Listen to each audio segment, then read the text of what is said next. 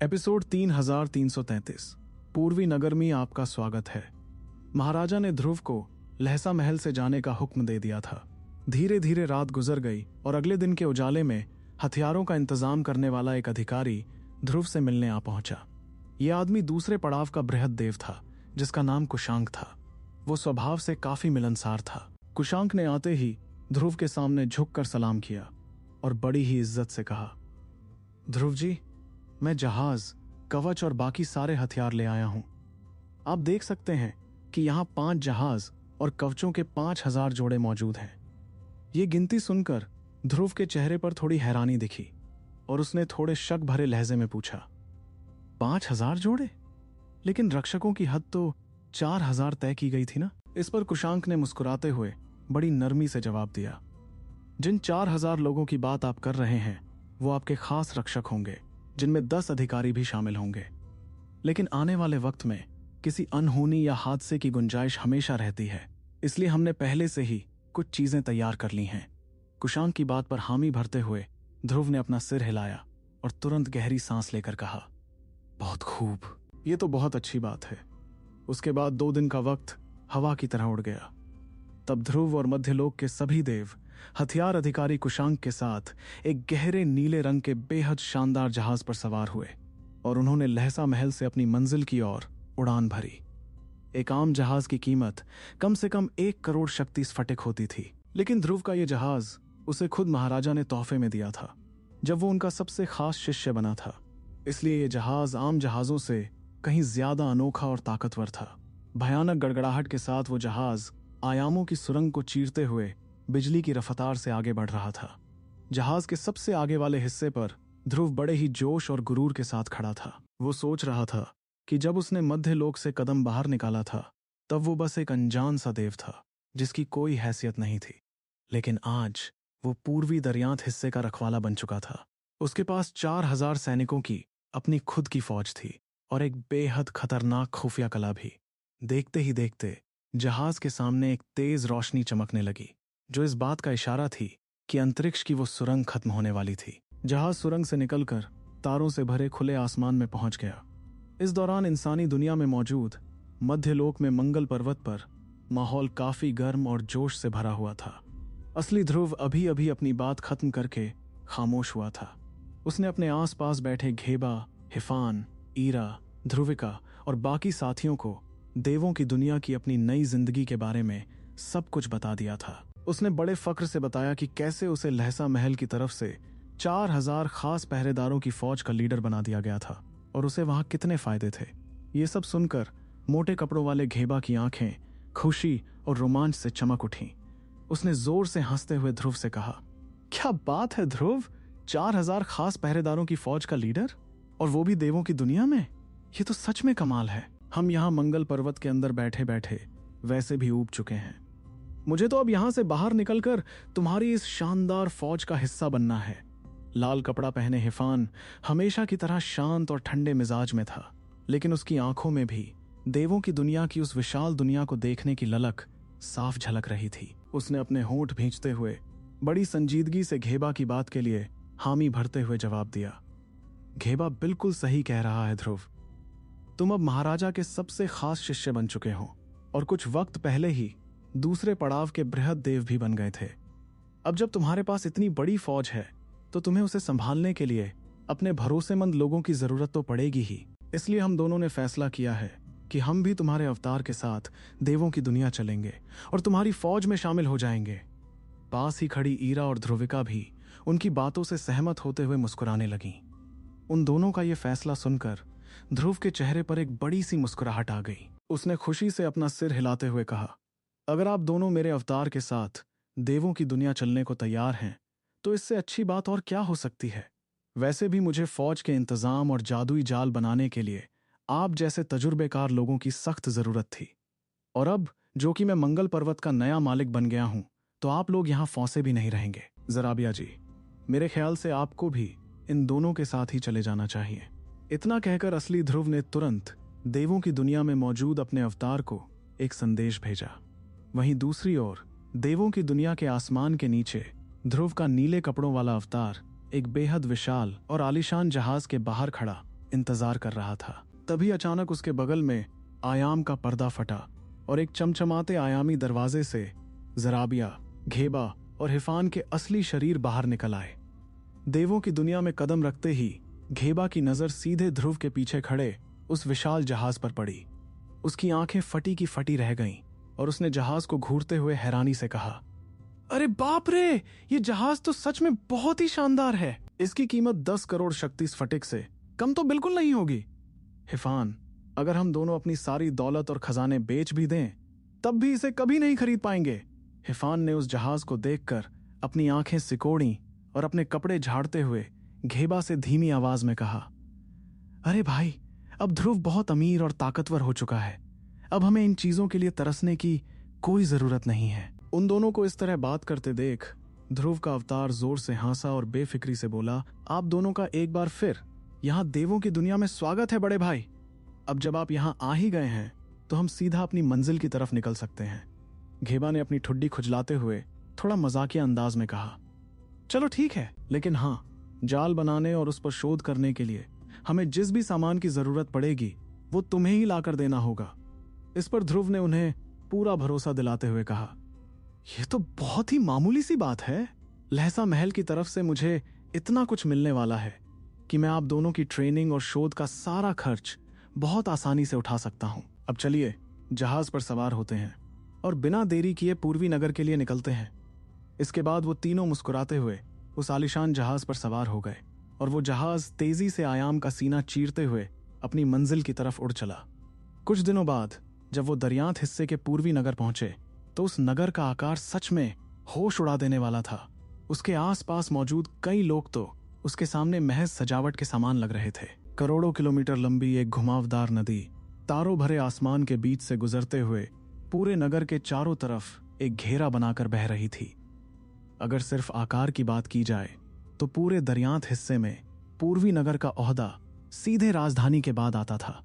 उसकी तुलना बाकी 3 क्षेत्रीय नगरों से आसानी से की जा सकती थी। आज के दिन पूर्वी नगर के दरवाजे पर अनगिनत योद्धा और सिपाही पूरी कतारों में सलीके से खड़े थे। इस भीड़ के सबसे आगे कई बृहद देव देखे जा सकते थे और उनमें तीसरे पड़ाव के कुल 8 बृहद देव भी मौजूद थे।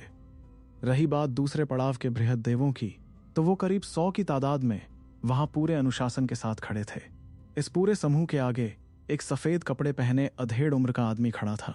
यह आदमी था मुनीश, जिसने इस नजारे को देखकर हल्की हंसी के साथ कहा, आज दरियांत हिस्से के पूर्वी इलाके की लगभग सारी बड़ी हस्तियां यहां जमा हो चुकी हैं। हमारे ये नए निगरानी दूत सच में बहुत मशहूर हैं। मुझे याद है जब मैंने ये पद संभाला था तब यहां मौजूद लोगों में से सिर्फ आधे लोगों ने ही मेरा स्वागत किया था। मैं यहां कोई शिकायत नहीं कर रहा हूं।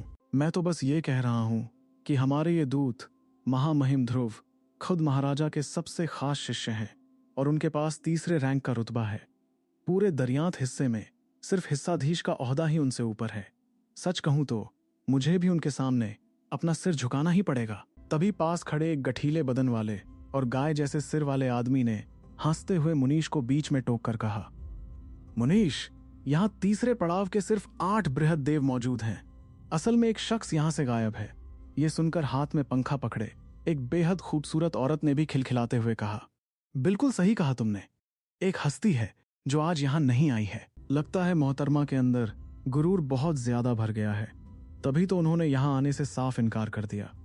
भीड़ में से एक और आदमी ने मजाकिया लहजे में कहा, महामहिम ध्रुव के साथ उसकी बहुत पुरानी और गहरी दुश्मनी है। मुझे तो लगा था कि वो कम से कम अपनी दुश्मनी खत्म करने के लिए यहां जरूर आएगी, लेकिन किसने सोचा था कि वो अपनी शक्ल तक नहीं दिखाएगी। ये सुनकर बाकी लोगों ने भी एक दूसरे की तरफ देखकर मुस्कुराते हुए कहा, बड़ा ही दिलचस्प मामला है ये तो। तभी एक बृहद देव ने चुटकी लेते हुए सवाल किया, मैं तो बस ये सोच रहा हूं कि जब विशिका को पता चला होगा कि महामहिम ध्रुव को महाराजा ने अपना सबसे खास शिष्य बना लिया है और वो इतनी कम उम्र में ही दूसरे पड़ाव के बृहद देव भी बन गए हैं, तो उसके चेहरे का रंग उड़ गया होगा। वहां मौजूद तीसरे पड़ाव के सभी बृहद देव इसी तरह आपस में बातचीत करते हुए जोर जोर से हंस रहे थे और उनका हंसना लाजमी भी था।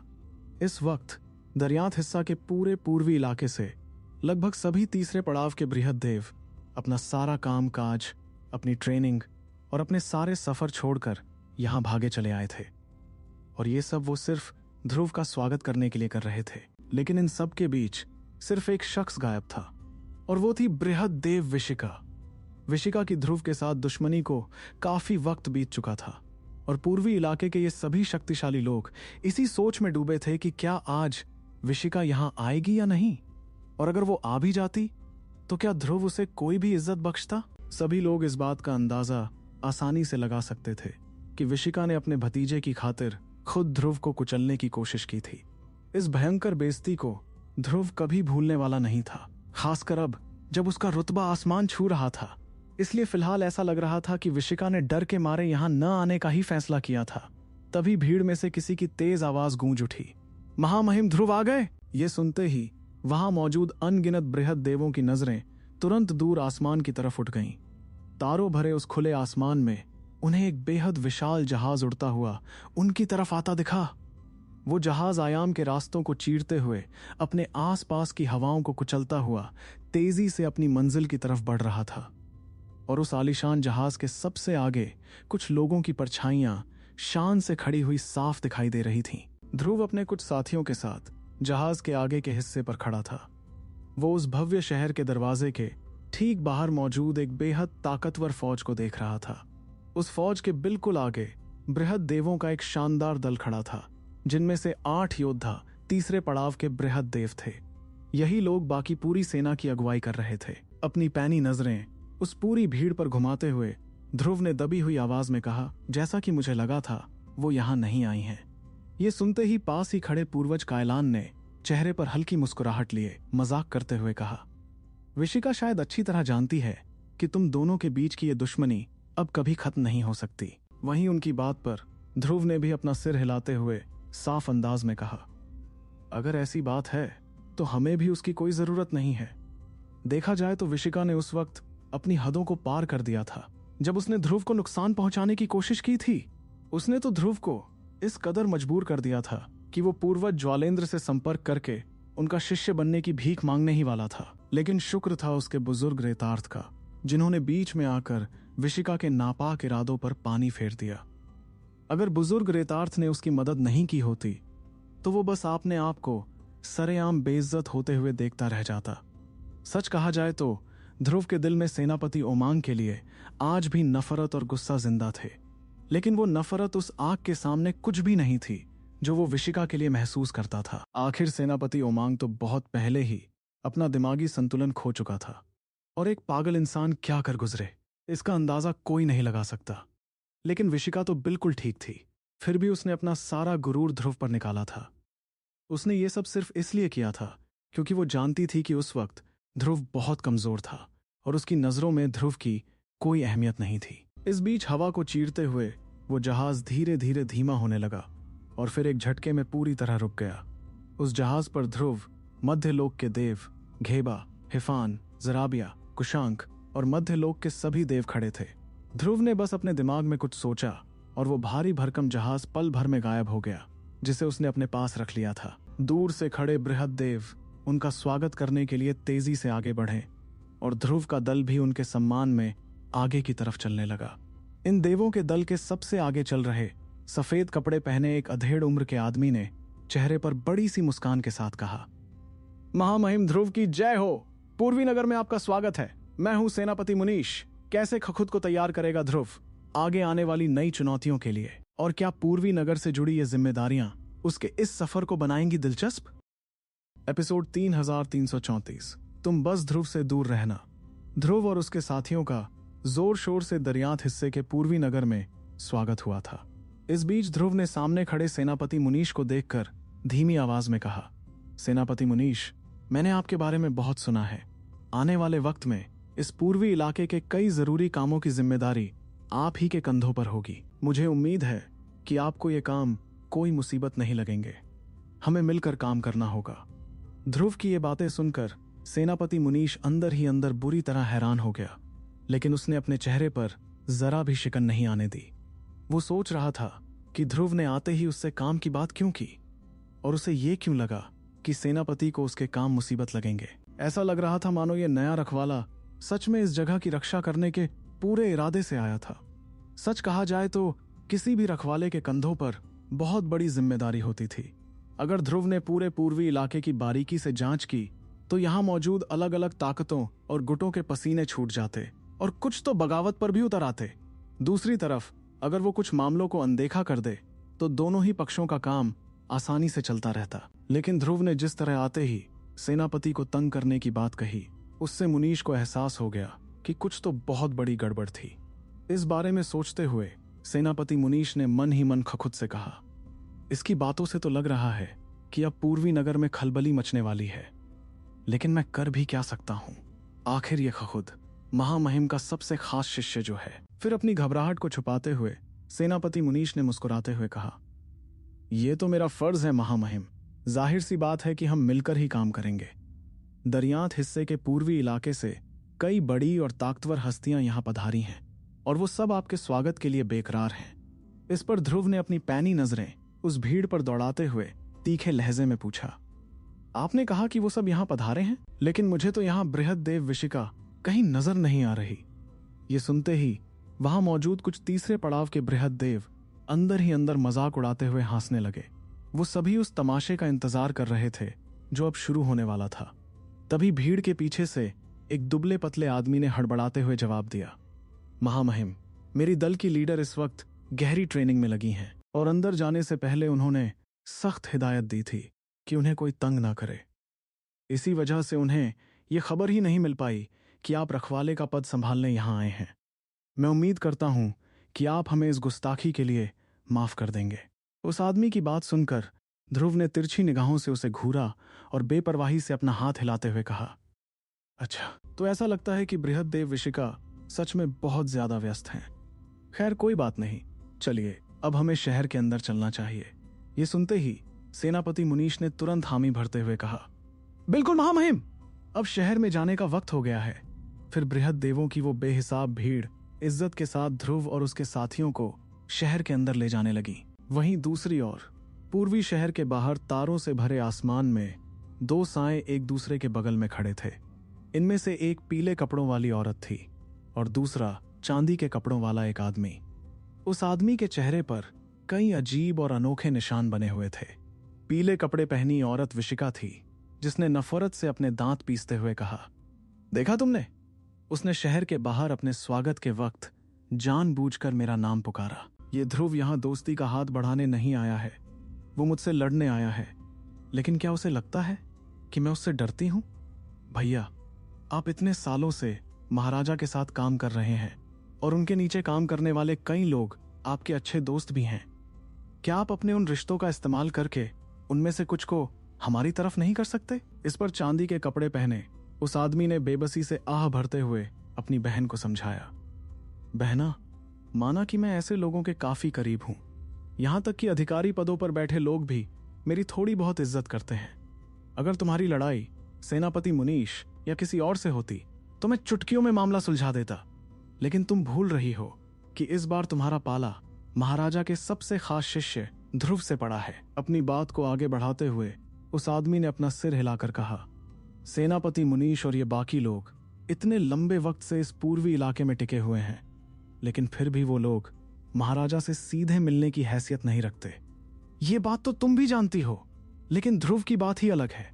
वो महाराजा का सबसे खास शिष्य है और वो जब चाहे उनसे सीधा संपर्क करके तुम्हारी शिकायत कर सकता है। और सबसे बड़ी बात तो ये है कि उसकी काबिलियत का कोई जवाब नहीं।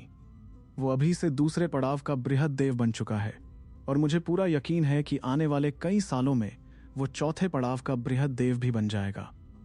भला कौन सा अधिकारी एक चौथे पड़ाव के बृहद देव से दुश्मनी मोल लेना चाहेगा? आखिर एक तीसरे पड़ाव और चौथे पड़ाव के बृहद देव के बीच का फासला जमीन और आसमान जितना बड़ा होता था। ये सब समझाने के बाद उस आदमी ने फिर से कहा, बहना, मेरी मानो तो इस मामले को यहीं भूल जाओ। मैं अपने कुछ दोस्तों से बात करूंगा कि वो ध्रुव को समझाएं। मैं किसी भी तरह इस दुश्मनी को खत्म करने का कोई रास्ता निकाल लूंगा। अपने भाई की समझाइश सुनकर पीले कपड़ों में खड़ी विशिका ने गुस्से से अपने दांत किटकिटाए। फिर उसने थोड़ी झिझक के साथ हार मानते हुए कहा, क्या आपको सच में लगता है कि अब इस बात का कोई समाधान निकल सकता है? इस पर उस आदमी ने उम्मीद जताते हुए जवाब दिया, कम से कम हम कोशिश तो कर ही सकते हैं ना? लेकिन विशिका ने रूखी आवाज में जवाब देते हुए कहा, मुझे नहीं लगता कि इसका कोई फायदा होगा। मैं अभी भी एक 5वें रैंक की अधिकारी हूं और लहसा महल की योद्धा भी। क्या उसे लगता है कि वो कल का आया योद्धा मेरा बाल भी बांका कर सकता है? अगर वो चौथे पड़ाव का बृहद देव बन भी गया तब भी उसके पास मुझे सीधा मारने का कोई हक नहीं होगा। और अगर उसने मेरे साथ जबरदस्ती करने की कोशिश की तो मेरे पास खखुद को बचाने के अपने तरीके हैं। देखा जाए तो लहसा महल के अपने कुछ सख्त नियम थे। किसी के पास सिर्फ बेइंतहा ताकत होने का मतलब ये नहीं था कि वो जिसका चाहे उसका कत्ल कर दे। तब चांदी के कपड़े पहने उस आदमी ने मायूसी से अपना सिर हिलाते हुए कहा, ध्रुव आसमान की ऊंचाइयों को छूने वाला है, तुम उससे मुकाबला करने की सोच भी कैसे सकती हो? खैर छोड़ो, बस इतना याद रखना कि तुम उससे कोई पंगा नहीं लोगी। मुझे कोई रास्ता निकालने दो, तब तक के लिए तुम बस उससे दूर रहना। इस पर विशिका जोर से हंसने लगी और उसने नफरत भरे अंदाज में कहा, क्यों नहीं, ठीक है भैया, आप जाइए और अपना रास्ता निकालिए। मैं फिलहाल के लिए अपना सिर झुका लूंगी, लेकिन अगर उसने मेरी इज्जत नहीं की तो फिर मेरे पास इस मुसीबत से निपटने का अपना अलग ही तरीका है। उसकी ये बात सुनकर उस आदमी ने बेबसी से अपना सिर हिलाया और कहा, तुम कभी नहीं सुधरोगी। वो आदमी अपनी तरफ से इस मामले को शांत करने की पूरी कोशिश कर रहा था। उसका मिजाज काफी मिलनसार था, वरना उसके इतने सारे दोस्त कभी नहीं बनते। वो सच में चाहता था कि ये दुश्मनी हमेशा के लिए खत्म हो जाए। धीरे धीरे कुछ वक्त गुजर गया।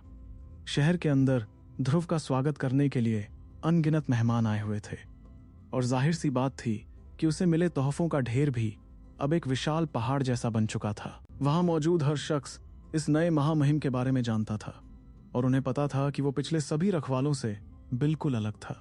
उसका रुतबा बहुत बड़ा था और उसकी काबिलियत भी लाजवाब थी। इसी वजह से वो लोग जो तोहफे लेकर आए थे वो भी बहुत ज्यादा कीमती और भारी भरकम थे। जल्द ही वो स्वागत समारोह खत्म हो गया और ध्रुव और उसके साथी रखवाले के लिए बनाए गए खास महल में लौट आए। मुख्य दरबार में ध्रुव के साथ कुशांक, घेबा और हिफान और जराबिया मौजूद थे। दरबार के बीचों बीच खड़े होकर ध्रुव ने हुक्म देते हुए कहा, कुशांक, हमारे योद्धाओं को काम पर रखने का इंतजाम करो। मैं कल से ही अपना काम शुरू करूंगा।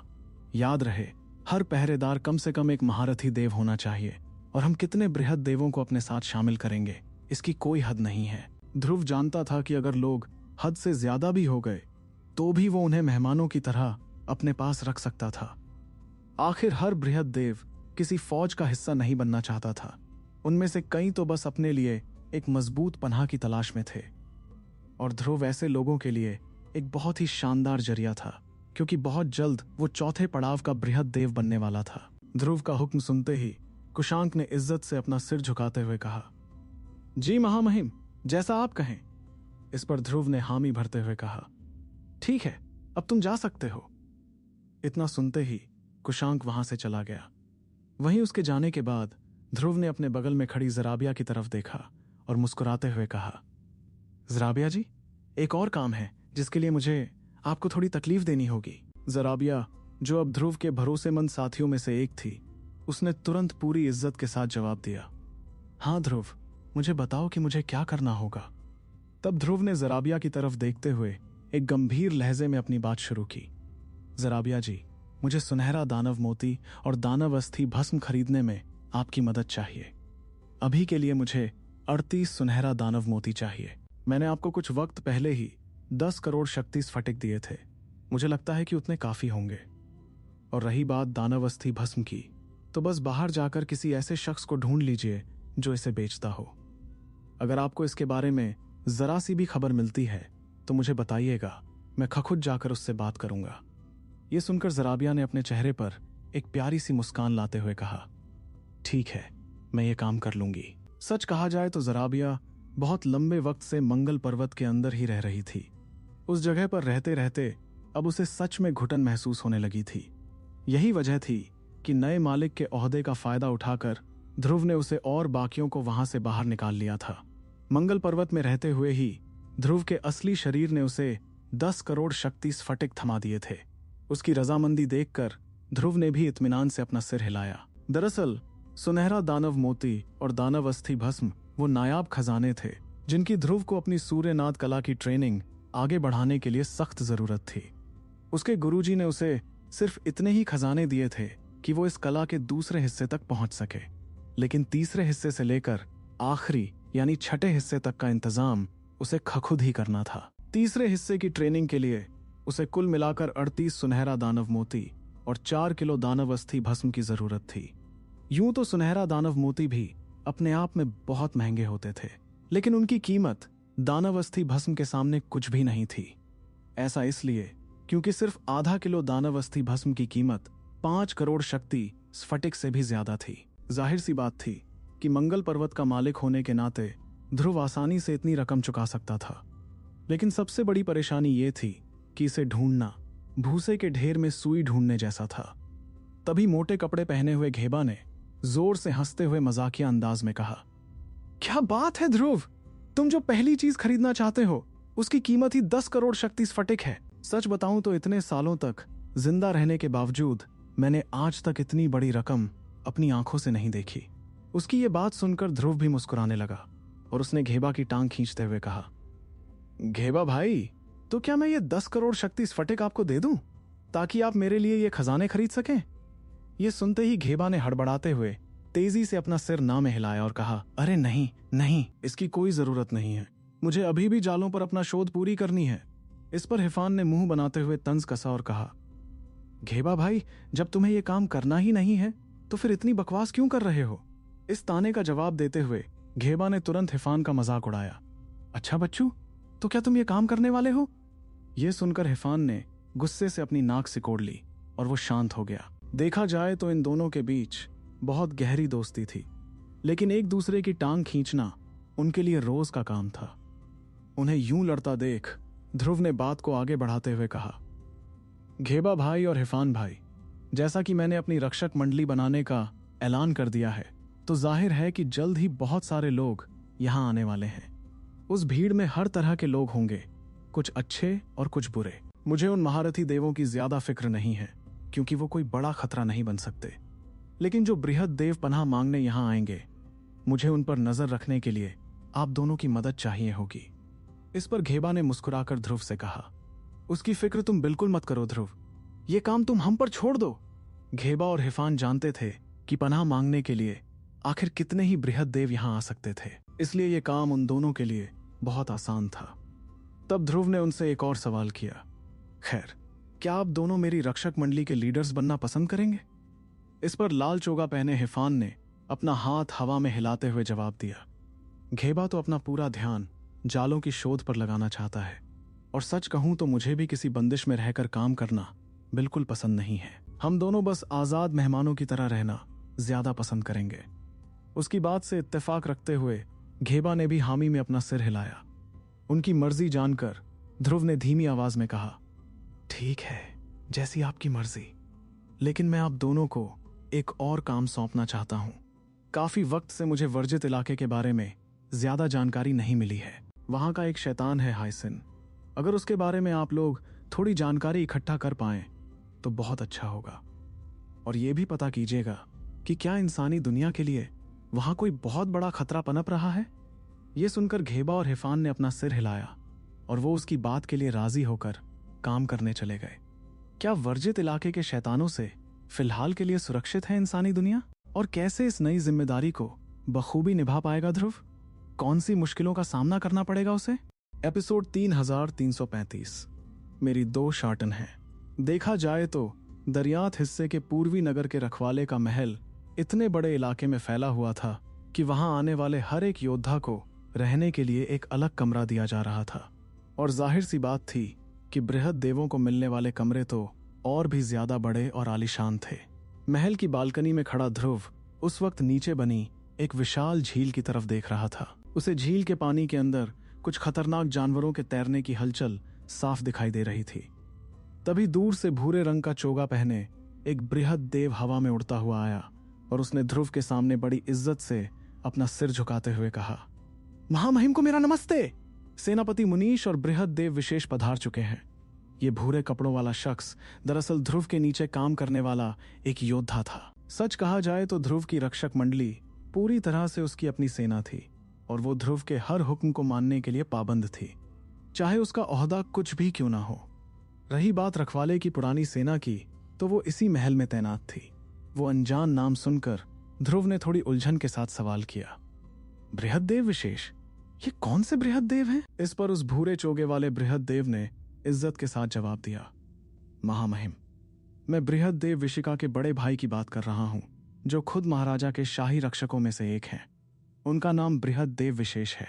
ये सुनते ही ध्रुव के चेहरे पर एक हल्की सी मुस्कान आ गई और उसने हुक्म देते हुए कहा, उन्हें पास वाले मेहमान कक्ष में ले जाओ और इंतजार करने को कहो, मैं अभी आता हूं। उसकी बात पर वो आदमी तुरंत अपना सिर झुकाकर वहां से चला गया। कुछ ही पलों में ध्रुव उस मुख्य दरबार को पार करते हुए उस मेहमान कक्ष में पहुंचा।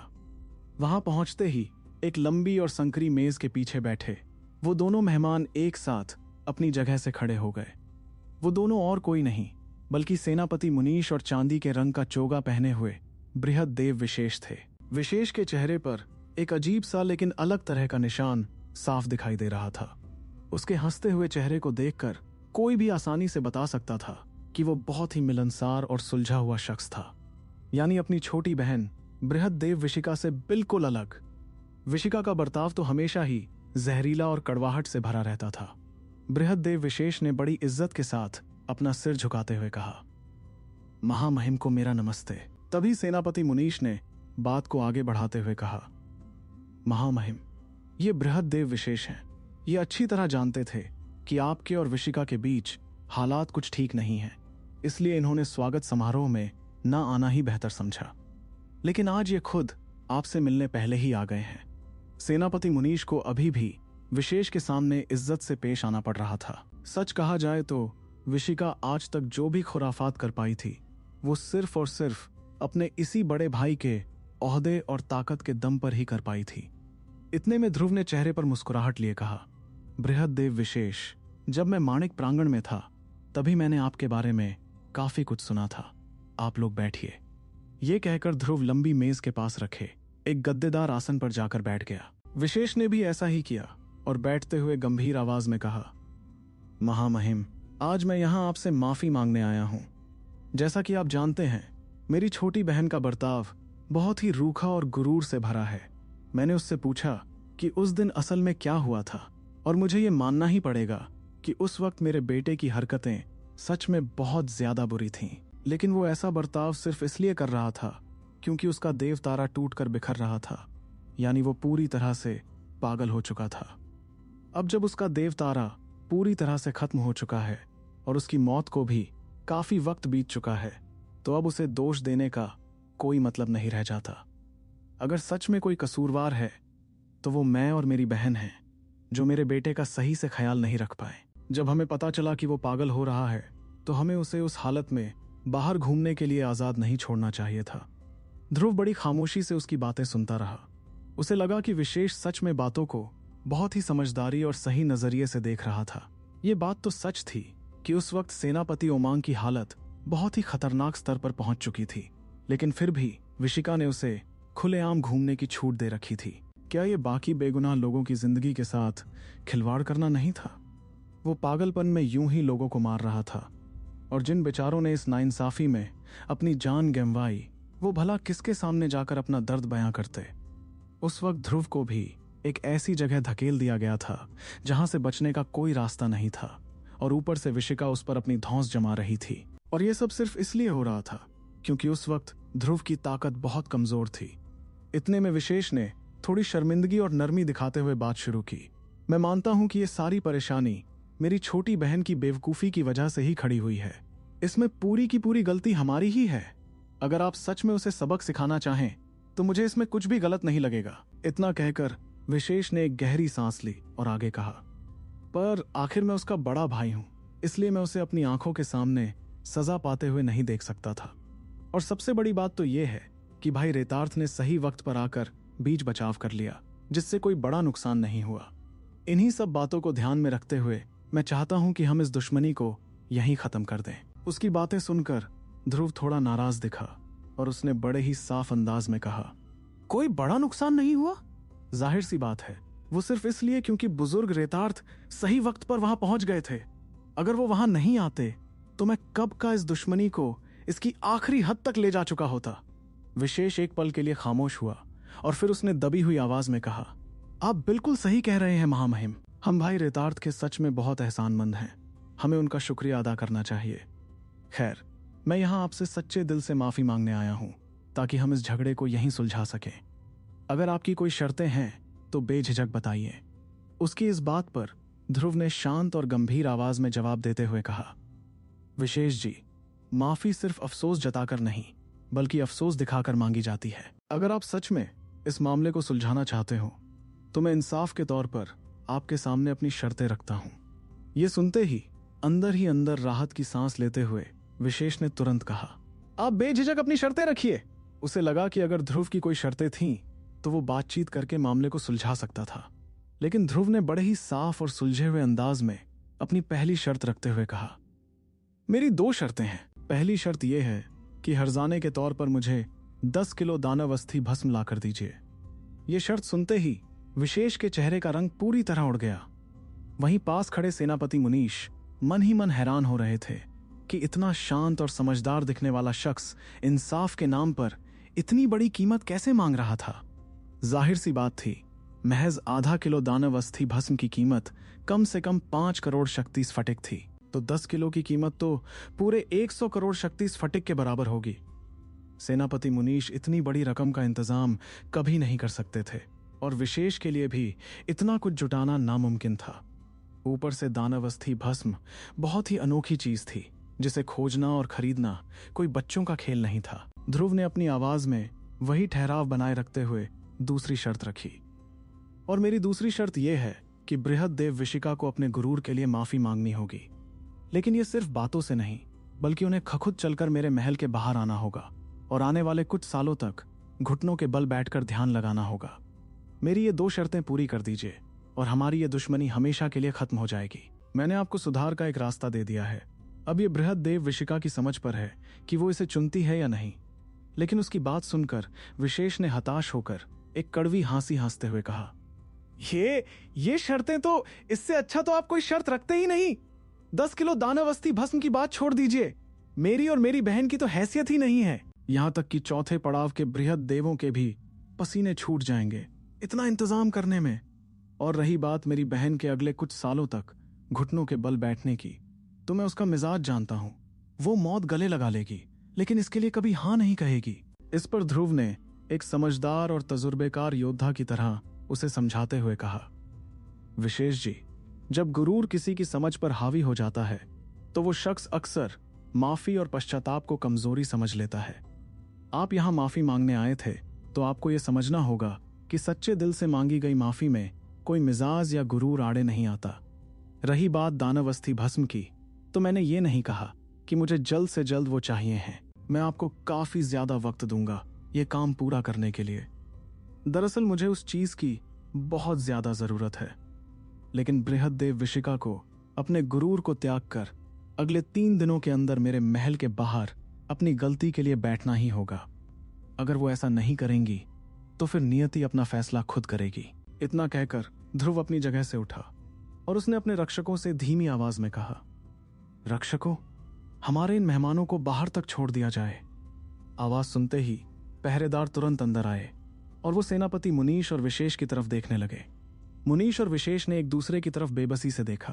तब विशेष ने आखिरी उम्मीद के साथ पूछा, क्या इन शर्तों को थोड़ा कम करने की कोई गुंजाइश है? इसके जवाब में ध्रुव ने उसे अपनी शांत नजरों से देखा, मगर उसमें एक चमक मौजूद थी जिससे विशेष को समझ आ गया कि ध्रुव का फैसला पत्थर की लकीर था और वो अपने इंसाफ से पीछे नहीं हटने वाला था। तभी दोनों रक्षकों ने आगे बढ़कर इज्जत के साथ कहा, मेहमानों, कृपया हमारे पीछे पीछे बाहर आ जाइए। इस पर सेनापति मुनीश ने हार मानते हुए कहा, चलो विशेष, यहां से चलते हैं। फिर विशेष बेबसी में वहां से बाहर निकल गया। जाते जाते सेनापति मुनीश ने मुड़कर ध्रुव की तरफ देखा और उसे अपने दिमाग से एक संदेश भेजा, महामहिम, इस बात की कोई उम्मीद नहीं है कि विशिका इन शर्तों को मानेगी। वो लोग 10 किलो दानव अस्थि भस्म कभी नहीं खरीद पाएंगे और इतना सारा सामान एक साथ मिलना भी नामुमकिन है। ध्रुव ने दुनियादारी की गहरी समझ दिखाते हुए बहुत ही आराम से जवाब दिया, मैंने उन्हें एक मौका दिया है सेनापति।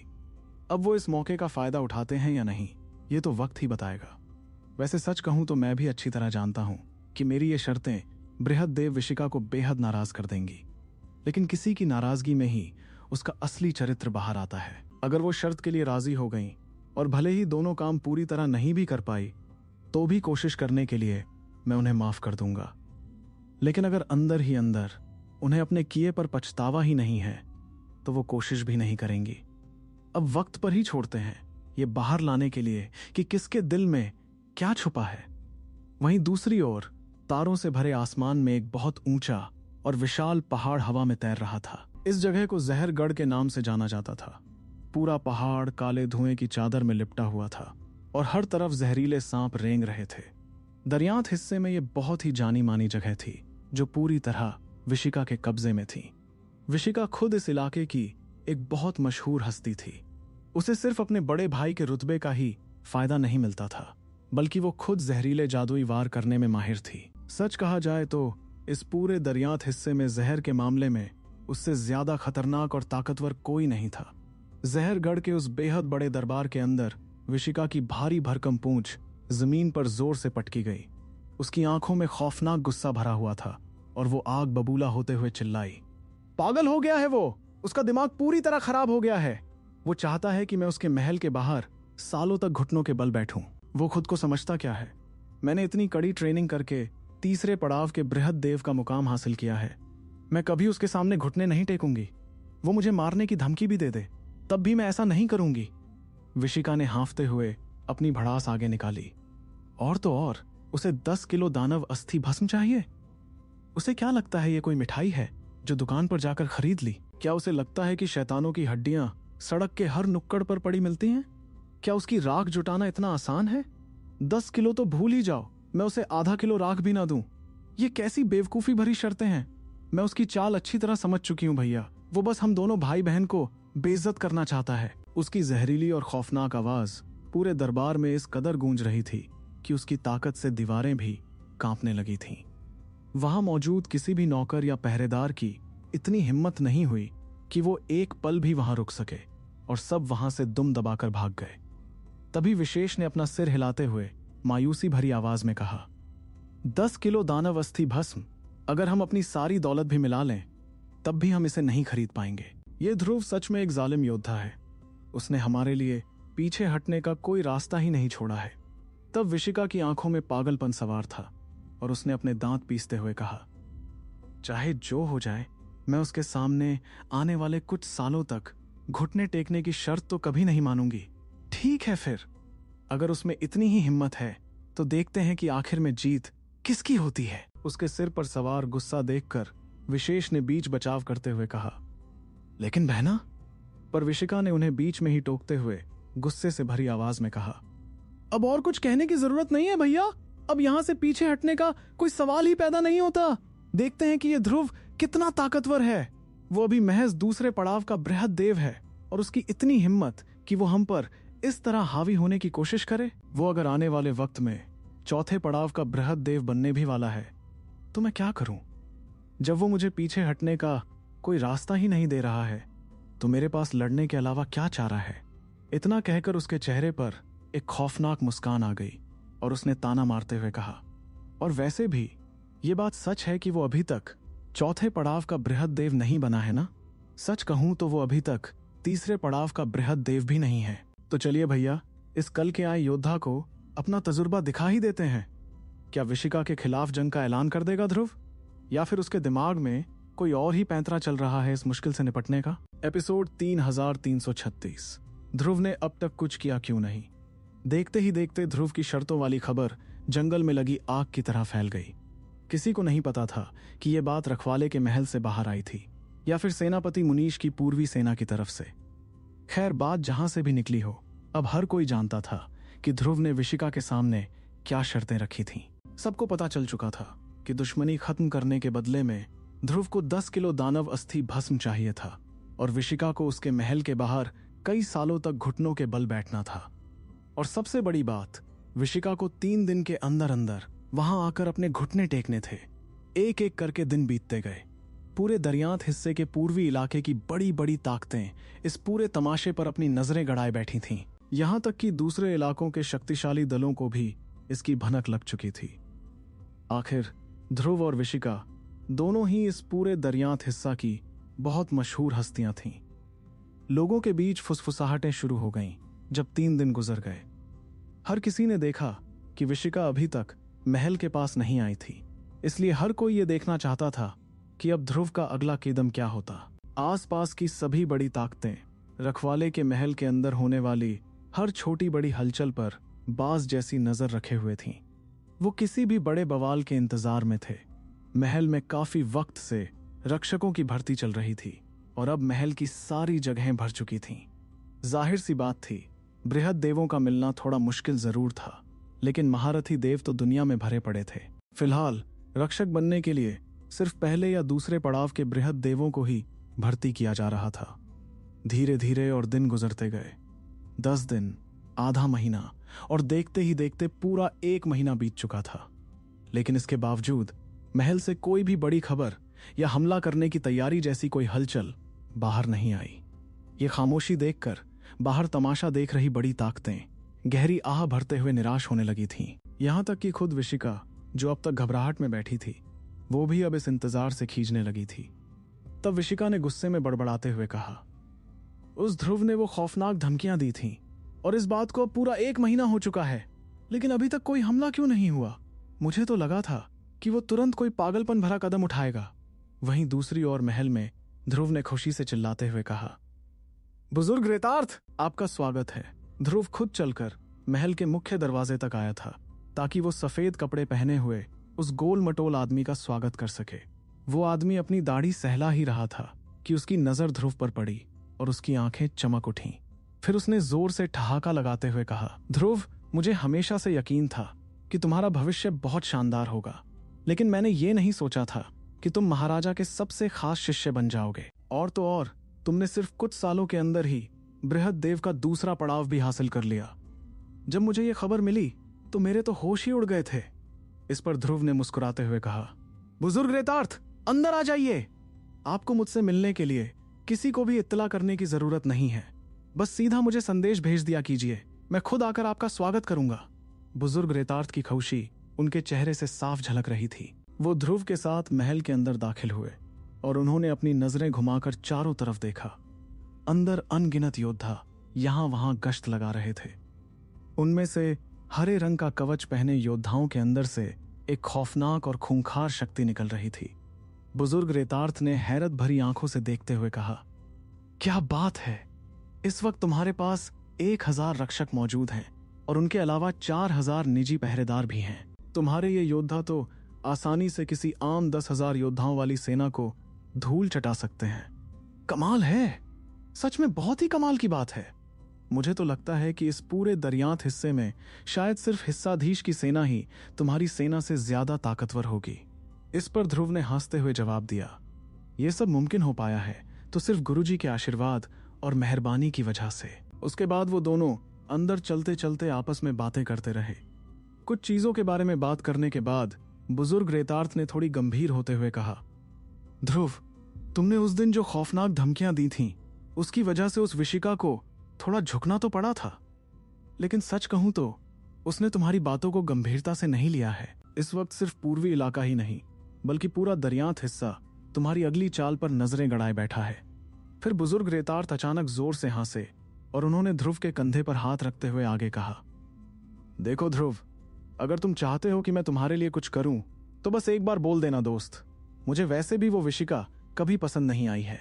तब ध्रुव ने चेहरे पर हल्की मुस्कुराहट के साथ बुजुर्ग रेतार्थ की बात का जवाब दिया, मुझे तो लगा था कि वो मेरी शर्तें पूरी करने की थोड़ी कोशिश तो करेगी ताकि मैं उसे माफ कर सकूं, लेकिन अब लगता है कि उसे अपने किए पर जरा भी अफसोस नहीं है। कोई बात नहीं बुजुर्ग रेतार्थ, आप फिक्र मत कीजिए, जब सही वक्त आ जाएगा तो हम करारा जवाब देंगे। ये सुनकर बुजुर्ग रेतार्थ ने समझदारी से अपनी दाढ़ी सहलाई और मुस्कुराते हुए जवाब दिया, ये तो बहुत अच्छी बात है कि तुमने पहले से ही सब कुछ सोच रखा है, लेकिन एक बात याद रखना ध्रुव, अगर कभी भी तुम्हें मेरी जरूरत पड़े तो बस मुझे एक संदेश भेज देना। बाकी लोग भले ही विशिका के उस भाई विशेष से पंगा लेने में डरते होंगे, पर मैं किसी से नहीं डरता। इस पर ध्रुव ने लापरवाही भरे अंदाज में कहा, उनसे घबराने की कोई जरूरत नहीं है। आखिर वो हैं तो महज एक शाही रक्षक ही। जब तक वो हमें कुछ नहीं करेंगे तब तक सब ठीक है।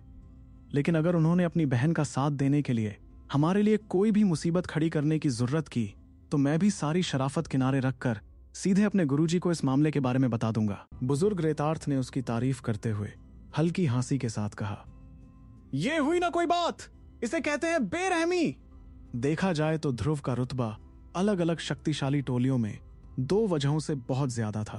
पहली वजह तो यह थी कि आने वाले वक्त में उसके और ज्यादा ताकतवर बनने की उम्मीद बहुत ज्यादा थी। लेकिन दूसरी और सबसे बड़ी वजह थी महाराजा का सबसे खास शिष्य होना। महाराजा अपने सबसे खास शिष्यों को बहुत ज्यादा अहमियत देते थे, और अगर ध्रुव सच में जाकर महाराजा से विशिका की शिकायत कर देता तो उसका अंजाम बहुत ही खौफनाक होता। लेकिन ध्रुव सिर्फ अपने रास्ते बता रहा था। असल में वो महाराजा के पास तभी जाता जब वो अपनी ताकत से उस मुसीबत को सुलझाने में पूरी तरह नाकाम हो जाता। तभी अचानक बुजुर्ग रेतार्थ ने थोड़ा गंभीर होते हुए कहा, वैसे ध्रुव, एक बात थी जो मैं तुमसे पहले ही करना चाहता था, लेकिन वो कहने का हमें वक्त ही नहीं मिला। यह सुनकर ध्रुव ने अपना सिर हिलाते हुए पूछा, हाँ बुजुर्ग रेतार्थ, बताइए क्या बात है। तब बुजुर्ग रेतार्थ ने गहरी आह भरते हुए अपनी बात आगे बढ़ाई।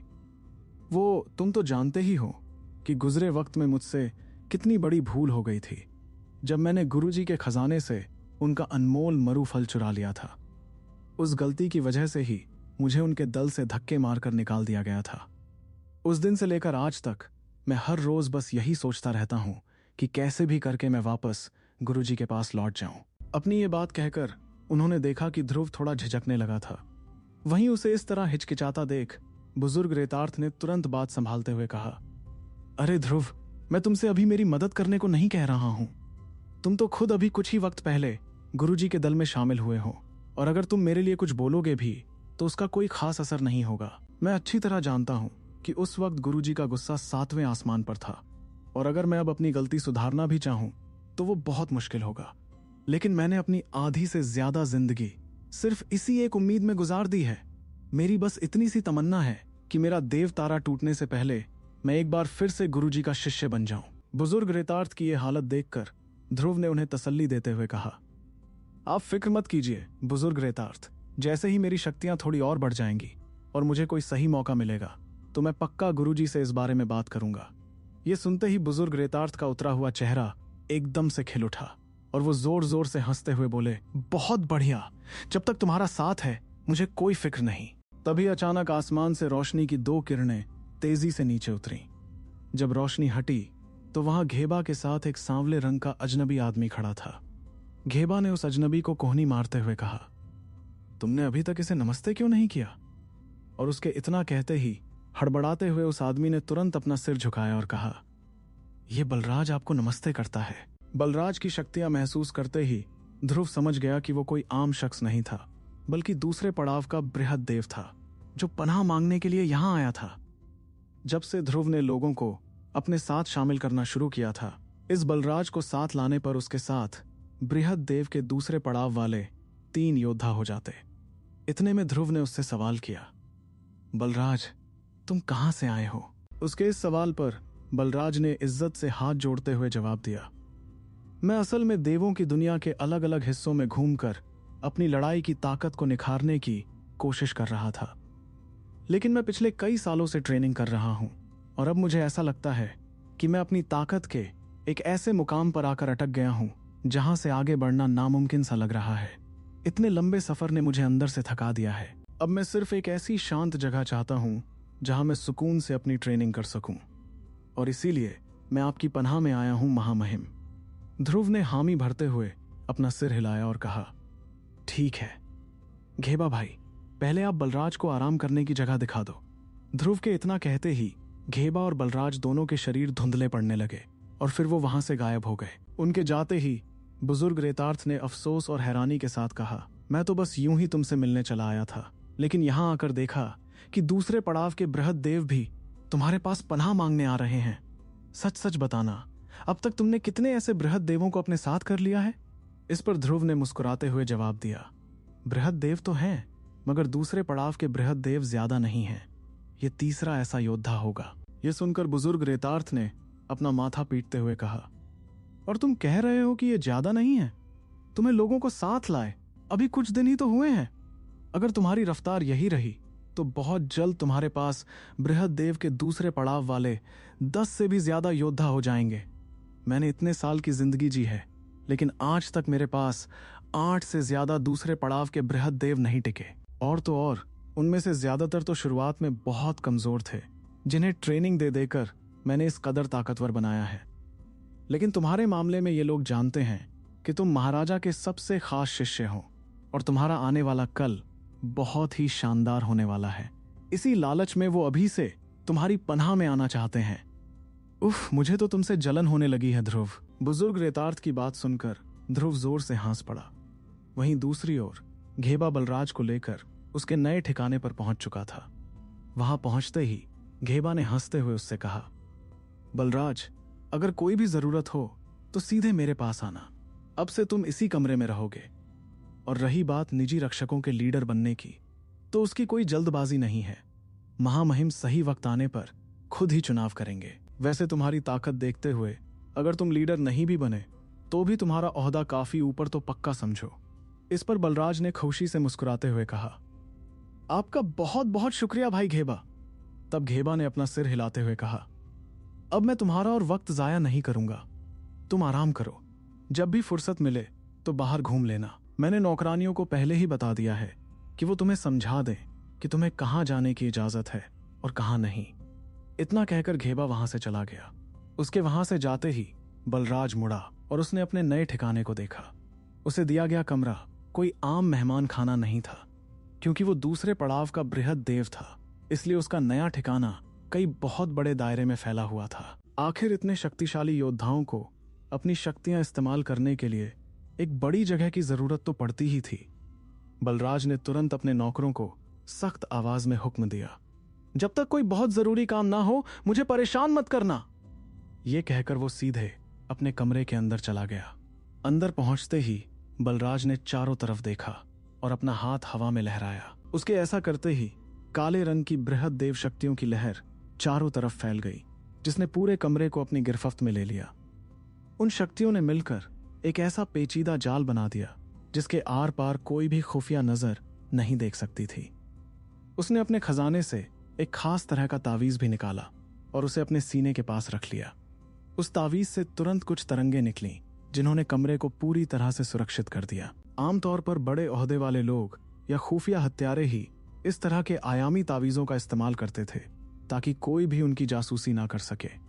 फिर बलराज ने एक गहरी राहत की सांस ली और उसके चेहरे पर एक अजीब सी खखूशी छा गई, जिसे वो चाहकर भी नहीं छुपा पा रहा था। उसने पलक झपकते ही एक लकड़ी का डब्बा अपने सामने निकाला और उसे बड़े ही नाजुक हाथों से नीचे रखकर खोल दिया। उस डब्बे के अंदर एक काले रंग का गोला रखा हुआ था, जिस पर कई अजीबोगरीब और टेढ़ी मेढ़ी धारियां बनी हुई थीं। उस गोले को देखते ही बलराज की आंखें चमक उठीं और उसने दांत पीसते हुए खखुद से कहा, आखिरकार ये मेरे हाथों में आ ही गया। राजा किलांग ने इस अनोखे खजाने को पाने के लिए अपनी सारी ताकत झोंक दी थी। यहां तक कि उसने हम सबको मौत के घाट उतारने में भी कोई कसर नहीं छोड़ी थी। लेकिन फिर भी यह खजाना अब मेरे कब्जे में है। बलराज ने कांपते हाथों से उस काले गोले को छुआ और अपनी शक्तियां उसके अंदर डालनी शुरू की। उसे ऐसा करते ही वो काला गोला धीरे धीरे चमकने लगा। उसकी सतह पर बनी धारियां अब रोशनी से भर गई थीं, जिससे पूरे कमरे में एक अजीब सी चमक फैल गई। उस गोले में से एक बहुत ही पेचीदा और डरावनी तस्वीर उभर कर हवा में तैरने लगी, जिसमें से बेइंतहा ताकत का एहसास हो रहा था। उस तैरती हुई तस्वीर को देखकर बलराज पूरी तरह से खुश हो गया। अपनी जान बचाकर भागते वक्त उसने इस तस्वीर की बस कुछ झलकियां ही देखी थीं, लेकिन उन चंद झलकियों ने ही दुनिया के नियमों को समझने की उसकी काबिलियत को पूरी तरह बदल कर रख दिया था। उस रोशनी को देखते हुए बलराज अपने ख्यालों में खो गया और कहने लगा, उन खांडहरों में तो चौथे पड़ाव के बृहद देवों की भी पलक झपकते ही जान जा रही थी। राजा किलांग इस चीज के लिए जिस तरह पागलों की तरह तड़प रहा था, उससे साफ जाहिर है कि यह खजाना कोई मामूली चीज तो हरगिज नहीं है। क्या है बलराज का सच, और क्या उसके सच का पता लगा पाएगा ध्रुव? और कैसे विशिका से पुराना हिसाब चुकता करेगा वो।